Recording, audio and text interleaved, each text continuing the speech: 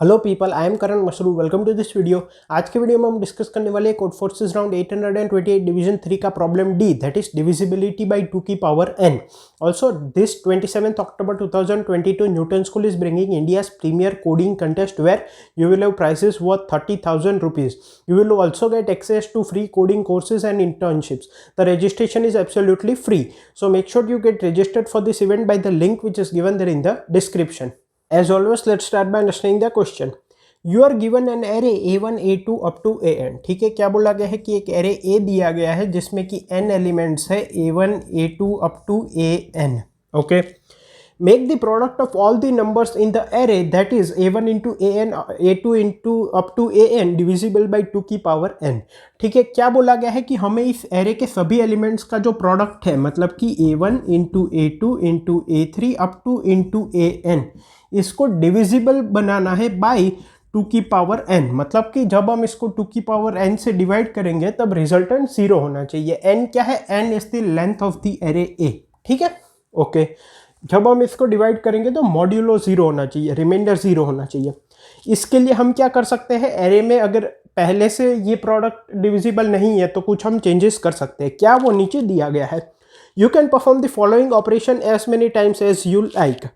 Select an arbitrary index i and replace ai with ai into i। ठीक है, तो हम नीचे दिया गया ऑपरेशन कर सकते हैं।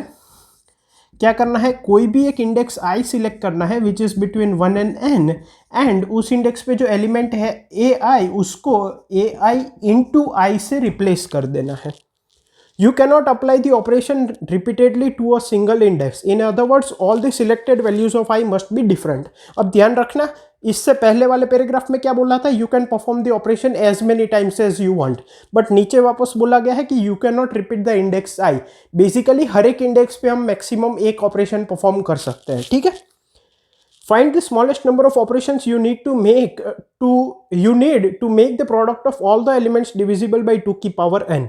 Note that such set of operation does not always exist. तो इस तरह के कितने ऑपरेशंस मिनिमम हमें करने पड़ेंगे? Number of minimum operations to be done so that this product becomes divisible by 2 की पावर n। और ऐसा हर बार पॉसिबल नहीं होगा। ठीक है, मतलब कि ऐसा सेट हर बार एग्जिस्ट नहीं करेगा। हो सकता है कि बाय परफॉर्मिंग एनी ऑपरेशंस हम इस प्रोडक्ट को डिविजिबल बाय 2 की पावर n ना बना सके, ये भी पॉसिबल है। इनपुट किस तरह से है?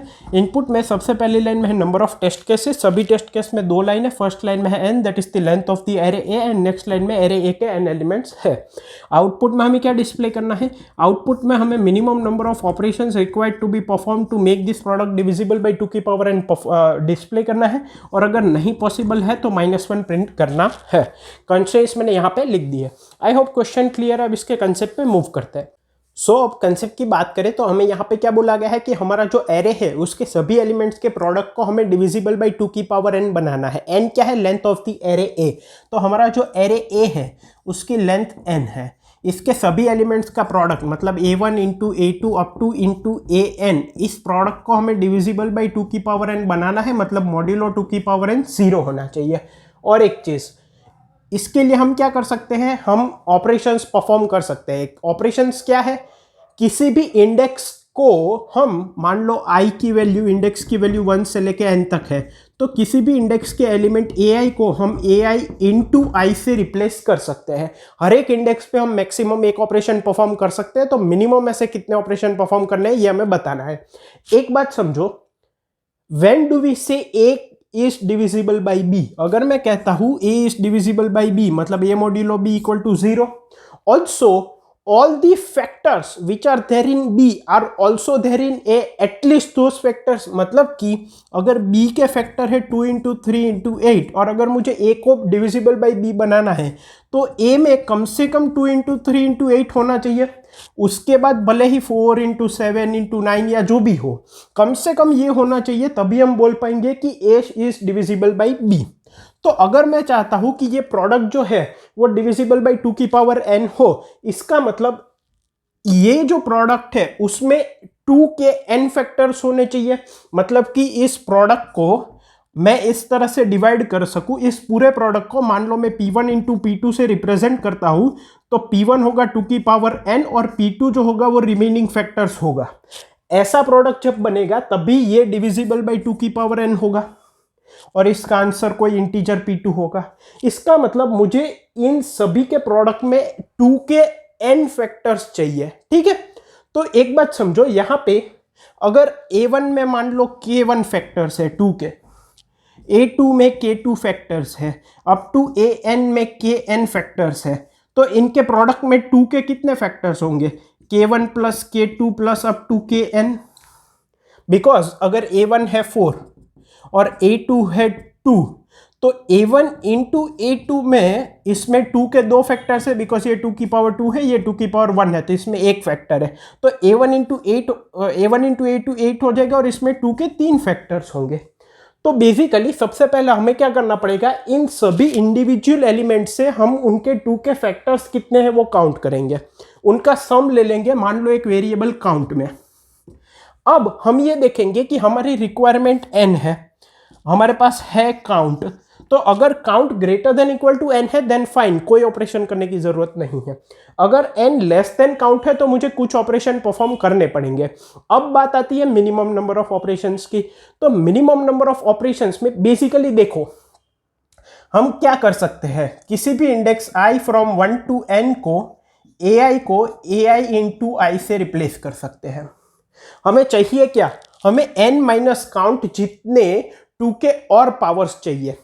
तो हम ये भूल जाते हैं कि हम मल्टीप्लाई बाय i किसके साथ कर रहे हैं, मतलब वो स्टोर करने की जरूरत नहीं है, क्योंकि अल्टीमेटली यहाँ पे जो ai होगा वो ai इंटू i से रिप्लेस हो जाएगा, लेकिन अल्टीमेटली तो सब प्रोडक्ट ही है ना। तो बेसिकली अब हमें इतने 2 के फैक्टर्स और चाहिए। तो मिनिमम नंबर ऑफ ऑपरेशंस कैसे होंगे, हम क्या करेंगे, हम i की उन वैल्यूज को पहले लेंगे जिनमें 2 के पावर ज्यादा हो। मतलब कि जैसे कि एक है इंडेक्स 6, एक है इंडेक्स 14 और एक है इंडेक्स 4, ठीक है। n माइनस काउंट की वैल्यू है 4, तो एक हो सकता है कि मैं इंडेक्स 6 और इंडेक्स 14 पे ऑपरेशन परफॉर्म करूं, तो इसमें 2 का एक फैक्टर है 2 की पावर 1 इंटू 3, इसमें भी 2 का एक फैक्टर है 2 की पावर 1 इंटू 7, तो मुझे एक और 2 ऑपरेशन करने पड़ेंगे। दूसरा क्या तरीका है, मैं i इक्वल टू 4 पे ऑपरेशन परफॉर्म करूंगा और इसमें i 2 के 2 फैक्टर है, तो यहां पे सॉरी मान लो ये n माइनस काउंट जो है वो 2 के 2 फैक्टर्स कम है, तो ये एक ही इंडेक्स पे ऑपरेशन परफॉर्म करके मेरा काम हो जाएगा, मतलब कि एक ही ऑपरेशन में। तो हम क्या करेंगे, हम उन i की वैल्यूज को पहले लेंगे जिनमें 2 की पावर ज्यादा है, और हम तब तक करते रहेंगे जब तक या तो n minus count less than 0 ना हो जाए, या तो फिर सारे इंडेक्सेस खत्म ना हो जाए जिनमें 2 की कोई ना कोई पावर है।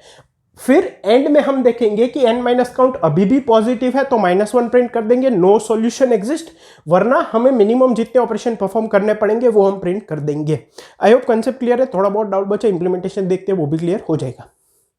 सो इम्प्लीमेंटेशन की बात करें तो सबसे पहले हमारे पास जो इनिशियल प्रोडक्ट है a1 into a2 up to an, इसमें 2 की कितनी पावर्स है वो हमें काउंट करना है, तो वो मैं स्टोर करूंगा काउंट वेरिएबल में जिसकी इनिशियल वैल्यू 0 है। मैं क्या कर सकता हूँ, for i equal to 0 i is less than n i plus plus, while a of i modulo 2 equal to 0 count plus plus and a of i divide by equals to 2। जब तक a of i 2 से divisible होता है तब तक counter variable बढ़ाते जाओ और a ऑफ i को 2 से डिवाइड करते जाओ। तो after we finish the for loop, count में क्या होगा, a1 into a2 up to into an, सभी के प्रोडक्ट में टोटल 2 के कितने पावर्स होंगे वो हमारे पास होगा। नाउ अब मुझे क्या चाहिए, i इक्वल टू 2 से लेके n तक के हम ऑपरेशन परफॉर्म कर सकते हैं, बिकॉज i इक्वल टू 1 का कोई ऑपरेशन परफॉर्म करने का मतलब है नहीं, क्योंकि वो 2 की कोई पावर कंट्रीब्यूट नहीं करेगा। तो 2 से लेके n तक जितने भी ऐसी वैल्यूज है जिनमें कोई ना कोई 2 की पावर है, तो उन सब की 2 की पावर को हमें स्टोर करना पड़ेगा, और उसको मुझे इंक्रीजिंग या डिक्रीजिंग ऑर्डर में स्टोर करना पड़ेगा, बिकॉज मैं ऑपरेशन उन इंडेक्स से परफॉर्म करना स्टार्ट करूंगा जिनमें 2 की पावर सबसे ज्यादा है। हमने कंसेप्ट वाले पार्ट में क्लियरली देखा है। तो मैं एक वेक्टर लूंगा लॉन्ग c, जिसमें कि मैं i के सभी i की वैल्यू 2 से लेकर n तक सभी में जो 2 की पावर है वो स्टोर करूंगा। So for i equals to 2 i is less than equal to n i plus plus, ठीक है। एक वेरिएबल ले लेते हैं j इक्वल्स टू आई, क्योंकि आई फॉर लूप में यूज हो रहा है तो उसको तो चेंज नहीं कर सकते। एक k वेरिएबल ले लेते हैं जो कि काउंट करेगा कि 2 की पावर कितनी है। While j modulo 2 equal to 0, k plus plus j by equals to 2, if k is greater than 0 c dot push back k।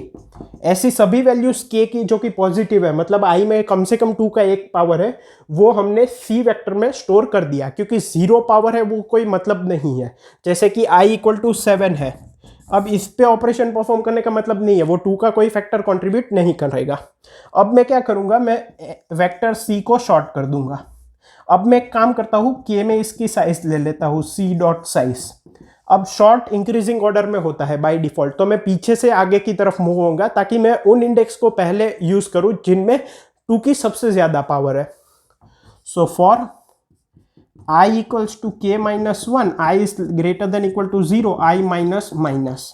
Also यहां पे एक और मैं कंडीशन लगा दूंगा i ग्रेटर देन 0 के साथ, and n minus count is greater than 0। ठीक है, ऑल्सो आंसर वेरिएबल को मैं 0 ले लूंगा। n minus count greater than 0 क्यों? क्योंकि काउंट क्या है, हमारा जो प्रोडक्ट है उसमें 2 की पावर्स कितनी है, तो वो जैसे ही n से बड़ी हो जाएगी मेरा काम खत्म हो जाएगा।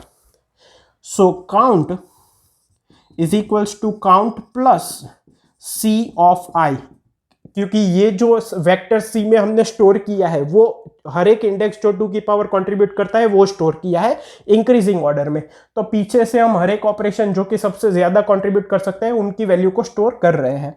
एंड आंसर प्लस प्लस, जब बाहर निकलेंगे तब अगर हमारे काउंट की वैल्यू जो है COUNT, count is less than n, अभी भी लेस देन n है, तो हम प्रिंट क्या करेंगे, -1 प्रिंट करेंगे, एल्स हम क्या प्रिंट करेंगे, आंसर को प्रिंट कर देंगे मिनिमम ऑपरेशन। टाइम कॉम्प्लेक्सिटी की बात करें तो कितनी होगी, यहाँ पे n साइज का फॉर लूप लग रहा है, ये हम कांस्टेंट टाइम में मान सकते हैं। ठीक है, फिर ये भी कांस्टेंट टाइम में मान सकते हैं, ये भी n साइज का फॉर लूप लग रहा है, और यहाँ पे एक शॉर्ट लग रहा है, तो शॉर्टिंग लग रहा है, इसलिए हम कह सकते हैं n log n। ठीक है, और summation of n over all the test cases less than 20 to 10 की पावर 5 दिया गया है, तो गिवन टाइम में इजीली हो जाएगा। आई होप आपको क्वेश्चन कंसेप्ट इंप्लीमेंटेशन तीनों क्लियर है। इसका सॉल्यूशन कोड मैंने कमेंट्स में प्रोवाइड किया। Thank you.